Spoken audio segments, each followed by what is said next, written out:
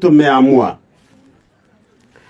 kama viongozi wa Baringo pamoja chini ya uongozi wa rais,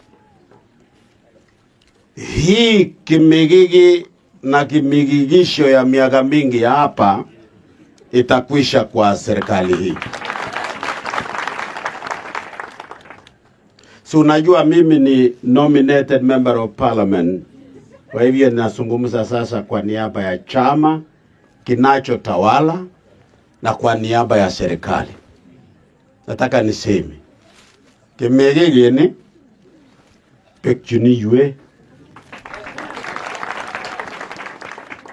Sisi atufuati ile mambo ya zamani ya kufanya disarmament. Yemi gumi. Kwa ye mami mami. Unata ila moi wakse minanga kasanin ke baba engolo,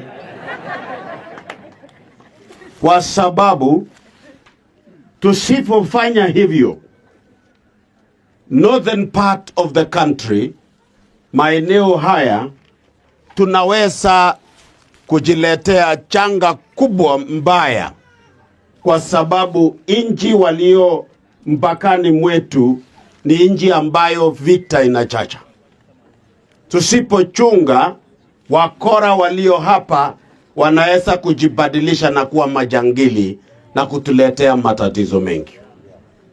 Kwa hivyo hatumalizi tu kwa sababu ya wakaaji wa hapa, lakini kwa sababu ya usalama wa taifa.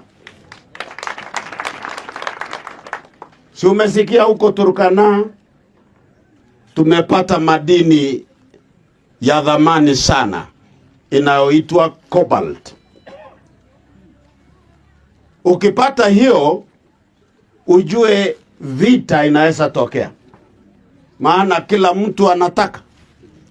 Kwa sababu hiyo, hii mambo ya kumaliza uhasama wa wizi wa ng'ombe, ambayo imebadilika kutoka wizi wa ng'ombe wa zamani iliyokuwa ya kujitafutia ng'ombe mpaka imekuwa biashara hata inaoleta mauaji kwa watu.